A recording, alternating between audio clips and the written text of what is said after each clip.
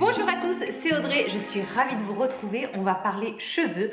Je vais vous parler de 3 huiles végétales pour les cheveux qui vont régler tout un tas de problèmes, aussi bien les problèmes de chute de cheveux, accélérer la pousse, les cheveux abîmés, fourchus, ternes. Il y a des tas d'huiles végétales bénéfiques pour les cheveux, mais j'ai décidé de me concentrer sur 3 parce qu'on n'a pas tout le budget d'en acheter 150 et souvent 3 suffisent à régler tout un tas de problèmes. C'est un article que je vous avais fait sur le blog cet été où je vous partageais ces 3 huiles qui sont pour moi indispensables. Il y en a 2 qui sont très connues, une un peu moins, mais vous allez voir, elle est très intéressante. La première huile végétale selon moi à avoir n'est autre que l'huile végétale de coco, qu'il faut bien sûr toujours choisir vierge, non raffinée. On la reconnaît parce qu'elle a toujours une excellente odeur de noix de coco, hein. Donc la confondez pas avec une huile de coco qui n'a pas d'odeur. C'est une huile qui a été raffinée, donc vous zappez. Le mieux quand même c'est d'utiliser des huiles végétales biologiques, au moins vous êtes sûr de sa qualité. Vous allez avoir un produit qualitatif qui sera beaucoup plus efficace. L'huile de coco, on ne la présente plus. Je vous passe toutes les utilisations qu'il peut avoir en beauté, que ça soit pour démaquiller, laver les dents, voilà, il y a 1001 utilisations possibles. Là, vraiment, on va se concentrer sur le soin des cheveux. L'huile de coco est l'une des meilleures huiles pour les cheveux parce qu'elle a une très forte affinité avec le cheveu. C'est une huile qui va s'utiliser de plusieurs façons possibles. L'une des meilleures utilisations étant bain d'huile. Les bains d'huile, qu'est-ce que c'est? Alors, je vous avais fait une vidéo sur le sujet il y a quelques années de ça. En fait, c'est très simple. Il suffit juste d'appliquer une huile végétale sur les cheveux.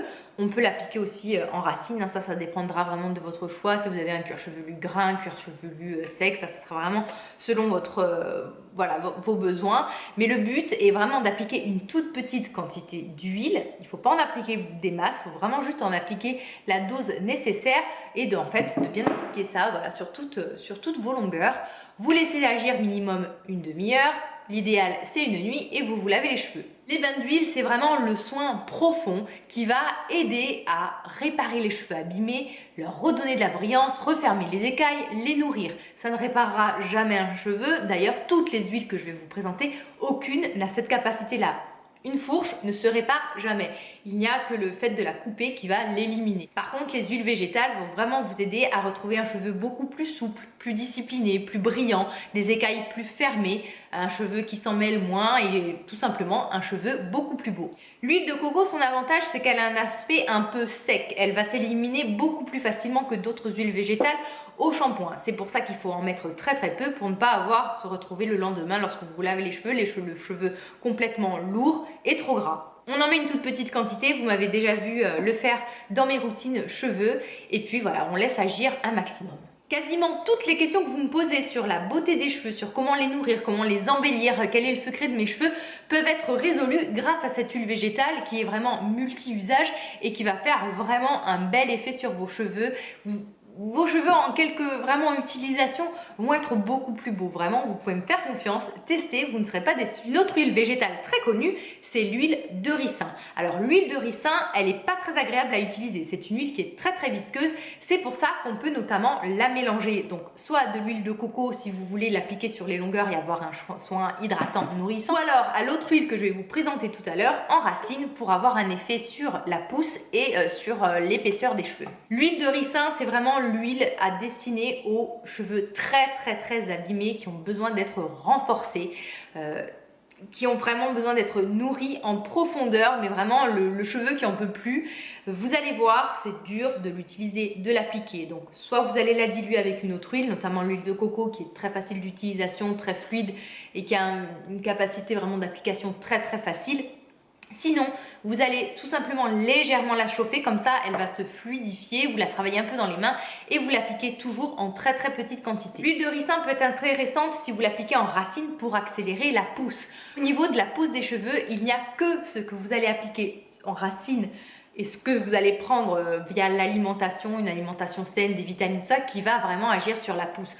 Tout ce que vous allez appliquer sur les longueurs, vous oubliez, ça n'accélérera accélérera jamais la pousse des cheveux. C'est juste qu'un cheveu fourchu va tout simplement, la fourche va tendance à remonter et en fait vous allez stagner au niveau longueur. Donc c'est juste en fait lorsque le cheveu est plus sain et qu'il y a moins de fourche que vous avez l'impression qu'il pousse plus vite. Mais en fait ce n'est pas du tout dû à l'accélération de la pousse, c'est tout simplement que la fourche est moins, il y a moins de fourche, la pointe est moins abîmée, donc du coup votre cheveu pousse normalement, on va dire. Pour revenir à notre huile de ricin, l'huile de ricin vraiment c'est un fortifiant des fanères, c'est-à-dire les ongles, les cils, les sourcils.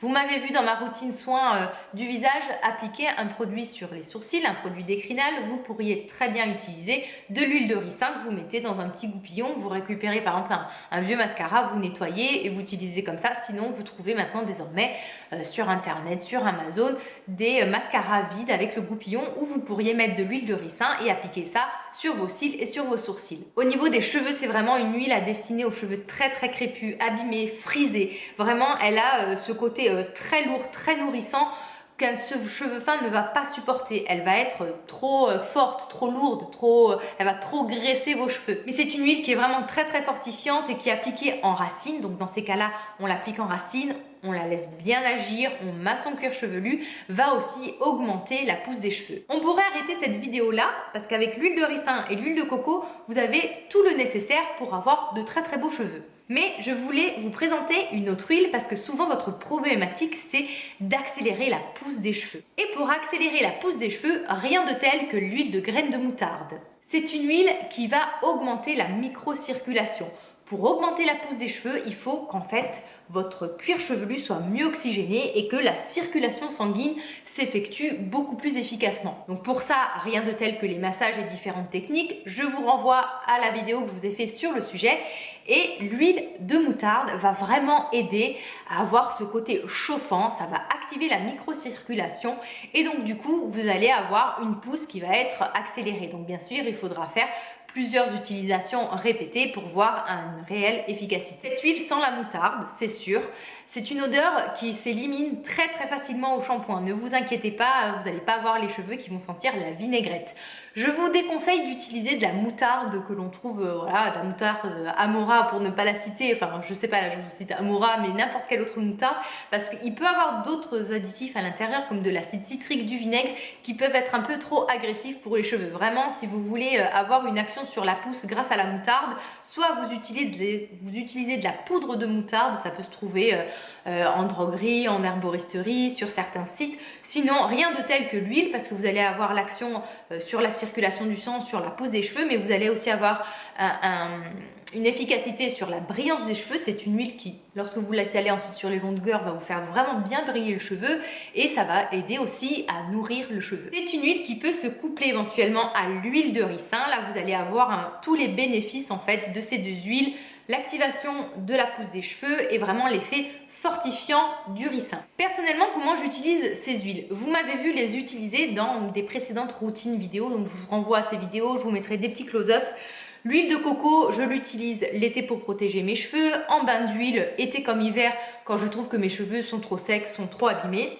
Je la couple de temps en temps au ricin quand vraiment je trouve que mon cheveu a tendance à se fourcher et à s'abîmer ou que j'en ai un peu moins pris soin que d'habitude et que je veux un soin bien profond. C'est des huiles également, c'est de là que je rajoute à mes hennées, à mes masques de plantes. Alors je fais toujours attention de mettre peu de ricin parce que c'est une huile qui a beaucoup de mal à s'éliminer, mais par contre pour la coco, bon, j'y vais franco parce que je trouve qu'elle s'élimine très bien au shampoing. Et de temps en temps, lorsque je trouve que mes cheveux ne poussent plus trop, voilà, quand j'ai besoin de redonner un petit coup de fouet à ma pousse des cheveux, eh bien je vais appliquer mon huile de moutarde en racine que je vais laisser poser en général une demi-heure, une heure avant mon shampoing. Dans tous les cas, je vous renvoie à l'article que j'ai fait sur ces 3 huiles sur mon blog. Vous trouverez également dans les archives, vraiment n'hésitez pas à farfouiller des tas d'articles sur les cheveux, sur le soin des cheveux, tout ce qui est masque maison, lotion de rinçage. Vous allez voir, mon blog, ça fait des années que je le tiens, j'ai été très active à un certain moment. Vous allez trouver des tas de recettes maison, des cosmétiques maison, même un peu plus élaborés comme des masques, des shampoings. Je vous invite aussi à regarder dans mes précédentes vidéos, vous allez trouver pareil des routines cheveux, des must-have cheveux, les produits que j'utilise. En général, les réponses à vos questions sont dans ces précédentes vidéos. Si vous avez d'autres questions, des suggestions de vidéos, vous mettez tout ça en commentaire. Je vous répondrai comme d'habitude avec grand plaisir. Merci à tous d'avoir regardé cette vidéo. On se retrouve très prochainement. Je vous embrasse bien fort et je vous dis à très bientôt. Bye bye.